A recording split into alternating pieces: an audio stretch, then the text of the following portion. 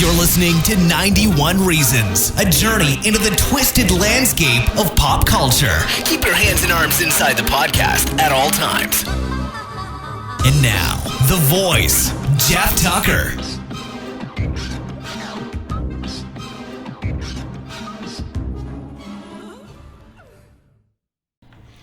So, 91 Reasons has this Patreon page where people who support the show, and they give us a couple of bucks, whatever they can spare, it all goes to the costs of hosting the show and stuff, various costs here and there. It's interesting in that you get such a mix of who supports the show, and one of the rewards on it, basically the only reward, other than getting a mention on the show, because what am I going to do? Come over and make you dinner? I don't have that kind of time. But one of the rewards is you can pick a movie for me to review, and I will sit and watch it. And even if it's a movie I've seen 100 times, I will sit and watch it again to really look at it and get a new perspective on it. That happened really well with Blade Runner, a movie I'd seen over and over. And even the last time I watched it was like, oh, I've never noticed that part of it before. So it allows me to re-examine movies that I've already seen over and over again. Or in the case of Patrick, he likes to pick movies that are unashamedly terrible. And I don't mind that at all. Schlock has its place, as we've said time and time again. And then some people just like to, review movies that I've never seen, or movies that are very personal to them. And such is the case this week with my good friend Monique, my Back to the Future friend, who chose Guess Who's Coming to Dinner. This is a classic movie from 1967. And you know what? I've never seen it before. It's just one of those movies that, for whatever reason, managed to slip through the cracks of all of the stacks and stacks of movies that I've watched, including, it's not like I'm a snob or anything. When I worked at Blockbuster Video, we were allowed to watch children's movies or classics till like 5 o'clock. And I watched a lot of Jimmy Stewart. And I watched a lot of Spencer Tracy and Tracy and Hepburn. But for whatever reason, I've never seen Guess Who's Coming to Dinner. So I had the very fortunate opportunity to shut the world out and watch this movie. So it's a beautiful morning here in Buena Park. It's been raining all morning, which is such a rarity here. So sitting out here in the Cafe 80s, the ground is wet outside. It's just, I know the rest of the country thinks I'm crazy, but for us Californians, it's a novelty. Rain is a novelty. So we enjoy it for what it is. But, I dropped my phone. Hold on. I have to have my phone out because for a movie like this that I don't know everything about backwards and forwards, I do have the Wikipedia page up. Not that it's going to help me out, because I'm not here to review the movie. You can go to any site and get a review of the movie. We're here to talk about what the movie means and why it's important. Look at this film, 1967. Guess Who's Coming to Dinner is a movie about race relations, told through the eyes of a young girl, a young white girl who brings home Sidney Poitier to get approval and blessing on her marriage to him. Now, they've just met in Hawaii. They've only known each other for 10 days. And her parents just happen to be Tracy and Hepburn. Now, this is Spencer Tracy's last movie. He died before it was even released. So it gave it quite a box office boost when it was released. And it's interesting when you look at a film like this. This is a movie that was released at the height of the civil rights movement. They make a Martin Luther King joke in it. Guess who's coming to dinner? I don't know, Martin Luther King, who was assassinated a year later. So the subsequent versions of it had that line cut out. So this is a movie released at the height of the civil rights movement. And it shows a black and white couple trying to get married and undo the racial prejudices of an entire generation. That's a noble movie. That's a noble thing to do. It's in this day and age today, it doesn't matter. It doesn't matter what color you are. Nothing. Anybody can marry anybody. Here in California, you can marry a man can marry a man, a woman can marry a man, or any combination thereof. You can marry. You can have a triad if you want. Times have changed. Thank goodness, the world is more tolerant. The media would have you believe that there's a race war going on between blacks and whites, but that's not the case. You know, there are villains on each side, jerks as I like to call it. But here, we have no prejudices here. I've never looked at the color of anybody's skin versus their merit. People are the sum of what they do, not what they look like.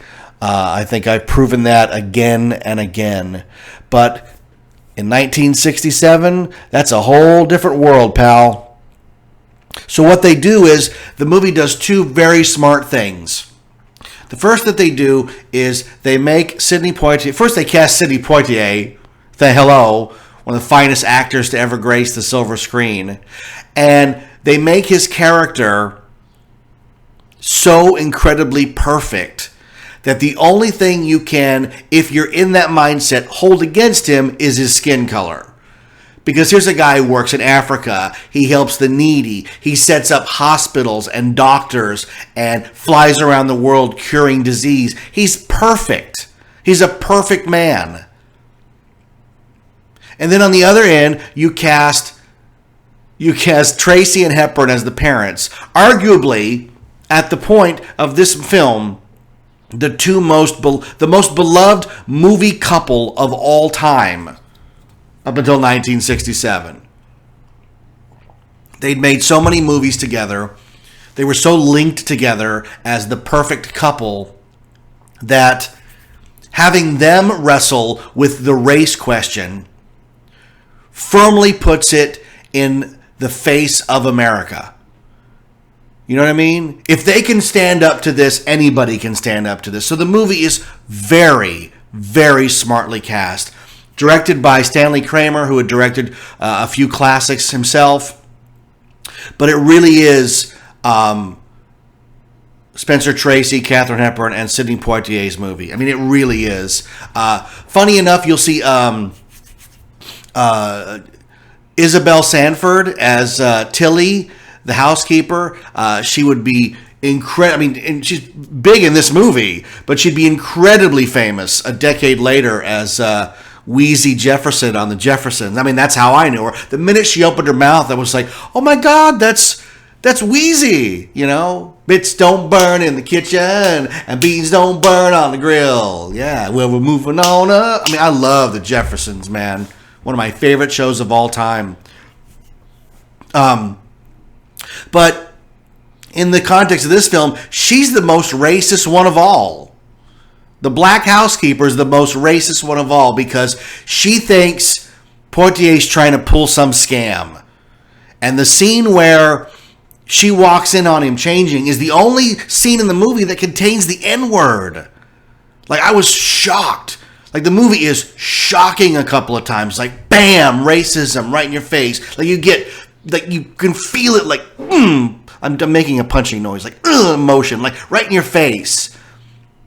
Because we've come so far, folks. We've come so far in society of saying that you are going to be judged on your character, not your skin color. That's how I was raised.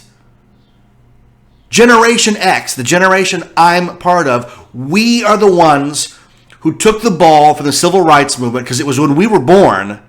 And as we grew up, we simply were taught race didn't matter. Everybody was equal. So the lessons and the fight worked. And watching this movie, you can see the road people had to climb up. And it was not easy. And it was hard. And it's encapsulated in this little candy-colored comedy, which it looks like a play because 90% of it takes place just in their house set. And that was the other interesting thing I could see on the movie.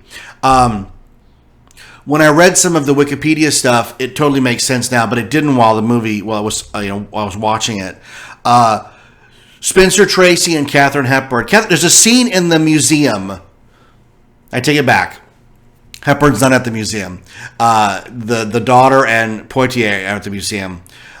There are very few shots that take place outside, and virtually none with Spencer Tracy. His health is so bad. Reading about it, here's why. He's dying. The movie wrapped, and less than a month later, he's dead. You know, they could only film for short bursts of time with him because of his health was so bad. But anytime they're in a car, their rear projection is just the worst. There's a sequence where Hepburn and Tracy go out for ice cream, and the car scenes are he's like swiveling the steering wheel, and it doesn't really match up with what's going behind him. And then they cut to another car pulling up to the ice cream place. They cut back to rear screen projection out the window. So you could totally tell, like, Tracy and Hepburn never left whatever studio backlot this was filmed on, and somebody else went up to San Francisco and filmed all those shots. I get all that. And now that I know, like, oh, the guy's dying, well, no wonder, right?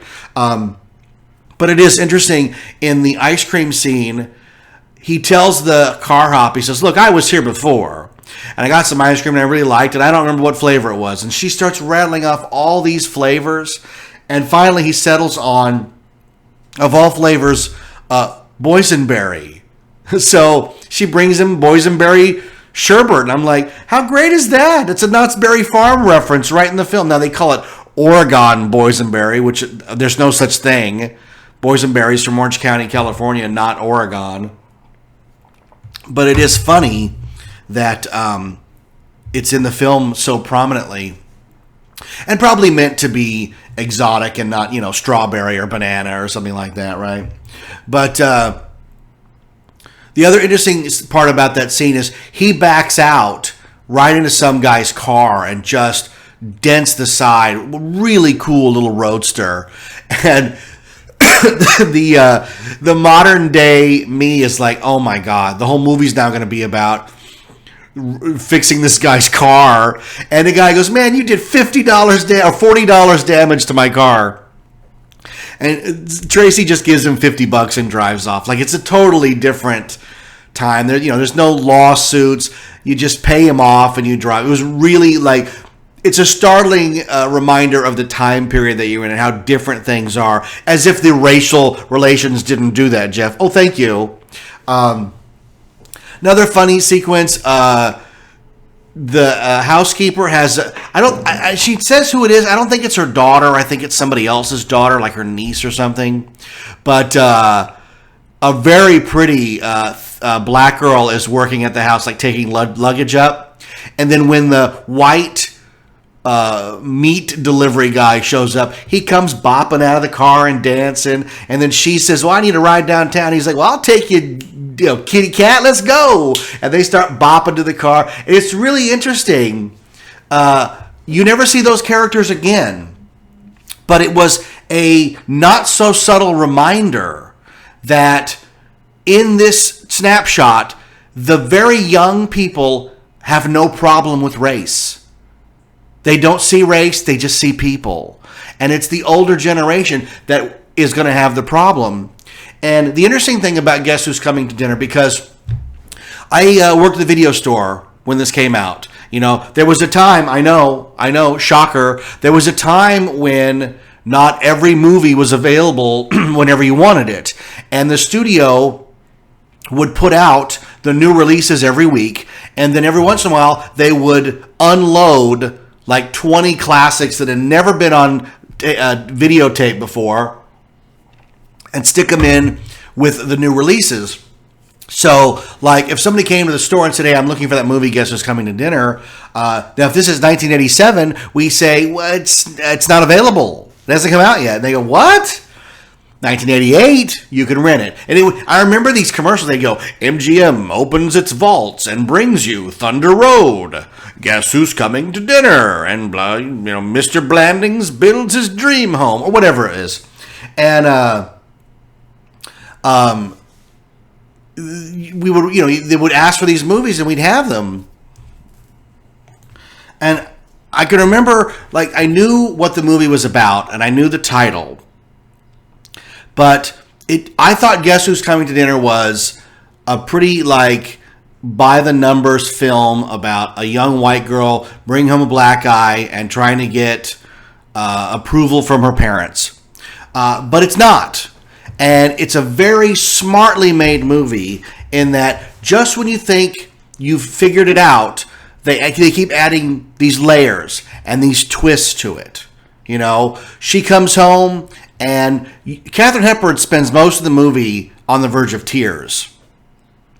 But she's very accepting right off the bat. Well, of course you can marry him if you're in love. And then it's the housekeeper that's completely against the whole thing.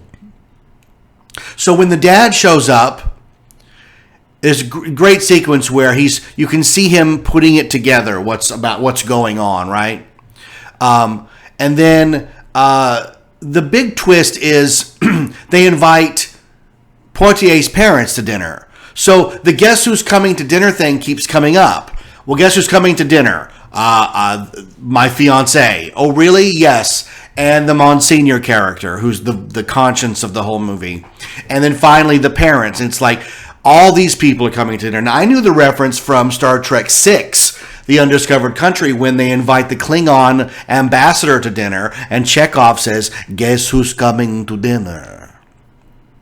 But it's a very smartly made movie in that it keeps building, because the premise of the movie is easy. This couple shows up, and Poitier takes the father and mother aside and says, unless you approve of this marriage, we ain't getting married. So all Spencer Tracy has to do is say, I don't approve, and he's out. Poitier leaves. But he can't do that. The Tracy character can't do that because it's his daughter's happiness on the line. And here's the thing. He's the newspaper publisher in town, and he's ultra-liberal. So when the father, Monsignor character shows up, and he's the guy that's the conscience of the movie, says, well, look at you, you're finally a liberal with your beliefs finally staring your right in the face. And I always knew there was a bigot in you waiting to get out. And you're like, oh, this is a guy who's finally got to put his money where his mouth is. It's okay when it involved everybody else, but now that it involves my family, what am I going to do about it? And the genius of this movie is in the casting, because Poitier, Spencer Tracy, Katharine Hepburn, they are living in the moments between the lines. When somebody else is talking, watch them. They are in the moment, living it. These are some of the finest actors ever.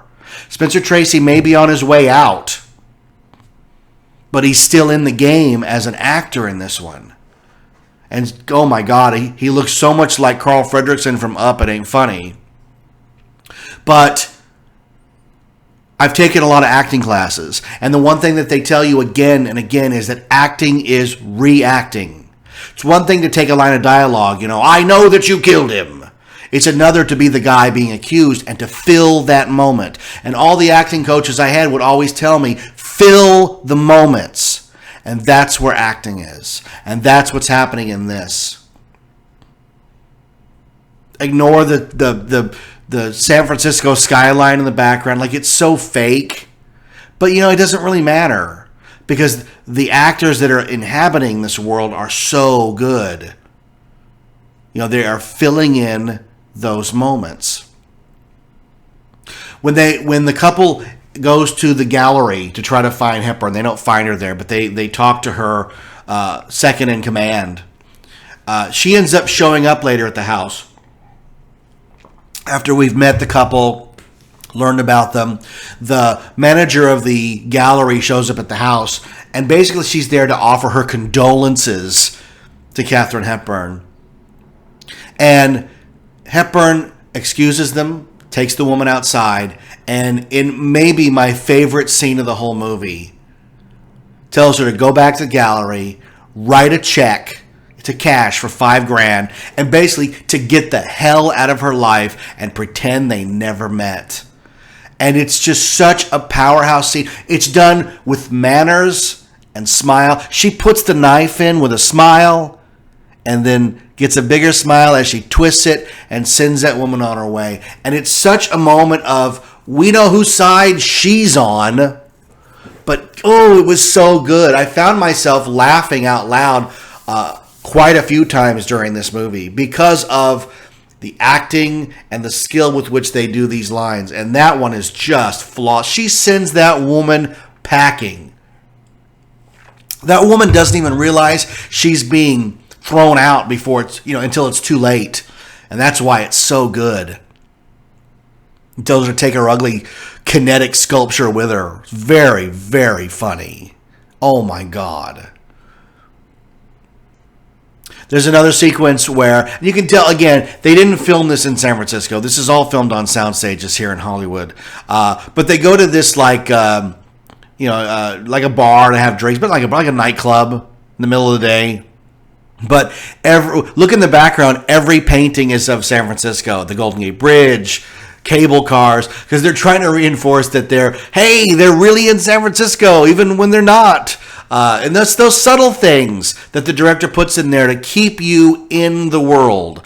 And I applaud that. And you meet their friends who are of the same generation. Now, these are people, the daughter's character would have been born in 1944. And Poitier's character would have been born in the 30s. So it's weird to think like how the generations move. And you tend to think of 40s as baby boomers, 40s and 50s as baby boomers. So in this film, the baby boomers are the ones that are pushing the agenda of racial equality. And it was Generation X that picked it up and said, we don't have a deal with this. We have no problem. The sins of the father do not connect to the current day. They just don't. I don't have any prejudice. I'm prejudiced against stupid people, but stupid knows no color. But the movie takes its final turn when his parents fly in, and the mother, while being open-minded, just like Hepburn, the father is as stubborn as Tracy, even more so. There's a powerhouse scene between him and Poitier where he says, I carried my mailbag 75,000 miles to give you every opportunity you had. So you're going to listen when I tell you. And Poitier just slams him down and goes, I am not you. Says such a good line when he goes, you have always seen yourself as a colored man when I have seen myself only as a man. And oh, what a line that is.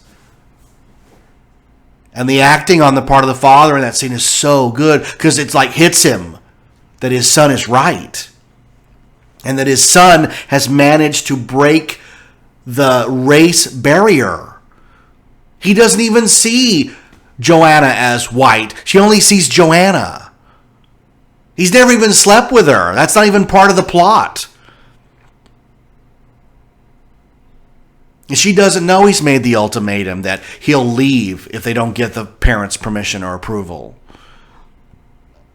So when everything finally boils, it's interesting that the movie boils down to Spencer Tracy staring off into space in the garden and making having this epiphany of what he's going to do about this situation, because the clock is ticking. That's the other thing that's interesting, is that the movie's always got the clock ticking. Tick, tick, tick. We've got one evening to get this over with. We also have to have dinner, and then everybody's flying out. And whatever decision we've made by then is going to have to stick. And when the movie comes down to the white guy making the decision, you have a moment of, I didn't see that we were heading towards this. And instead of him giving his approval and, basically saying, it's fine that you've married my daughter, I've given my permission, he just says, it's not up to me. You guys have decided together that you're going to face whatever problems the world has, but that you love each other enough to do it. And that's when he says, you have to get married if you've decided all of that. And it's so great, because had the movie ended with him saying, I give my permission, it would have undone everything they tried to do.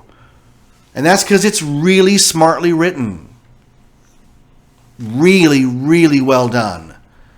And it's interesting that a lot of actors who are not doing well, their final film usually is terrible. They're usually in such bad health that it shows through on the screen. I had no idea. I thought Spencer Tracy lived another decade. I had no idea that he was dead by 1967. But I don't follow a lot of that. Now, he did star in Inherit the Wind, one of my favorite classics of all time. But most actors, their last films, look at Raul Julia.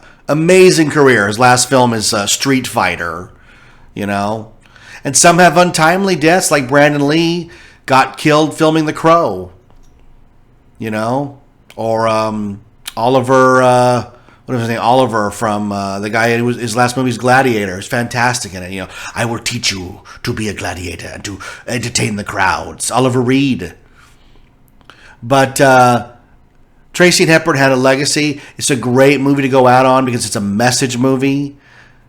Again, at the height of the civil rights movement. That's a brave thing to do, and the movie did really well.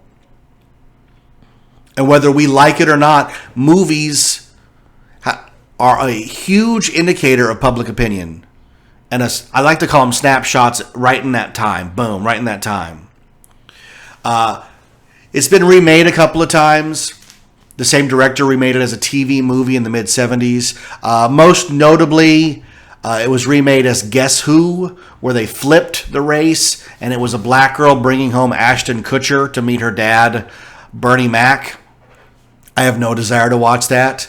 I am not an Ashton Kutcher fan of any kind.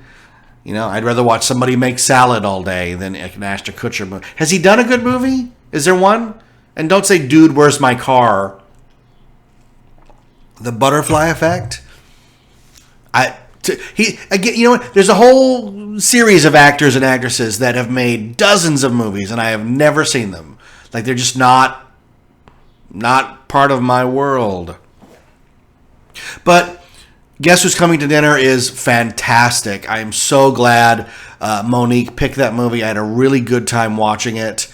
It's a great message movie, very well acted, very well directed. And again, if you take the time to watch it, really look at the other actors in the scene as they're reacting to what's going on, because that's where the movie is. And the Monsignor, if they did this as a play, I would want to play him, When he tells him, I've got half a mind to wrestle you to the ground before I let you go downstairs and make that decision you're going to make. It's so good. And look at the scene where Spencer Tracy is shaving and arguing with Katharine Hepburn. And not only is he shaving and arguing, but he's drinking bourbon at the same time. I've done a lot of things. I don't think I've ever had a mixed drink while I was shaving. And I couldn't figure out why it was there, except it does end with him putting the shaving brush in the wrong cup, which I thought was really funny. The movie has a lot of that, a lot of heart and a lot of funny moments. But it doesn't detract from the overall message of the movie of following your heart. The heart wants what the heart wants, and the heart doesn't see color or age or race or anything. And I'm happy that we live in a country now where you can follow your heart and marry whoever you want to marry. Different religions can marry, different races. We do have freedoms in this country. And I don't care what the evening news says. There's no race war going on. They love to show you pictures of a few people having a fight. But that doesn't mean that the entirety of our country is a-holes. because I refuse to believe that. And I certainly wouldn't take part in it. So thank you, Monique, for picking a great movie to review. Her next one is just as good, if not better. And I'll get to that one as soon as I have more time in my schedule. I got to catch up on some other Patreon reviews. If you have a movie you'd like desperately me to talk about, go to patreon.com and search 91 Reasons. For a small donation, I can review whatever you want. Even a movie you made, if that's what you want.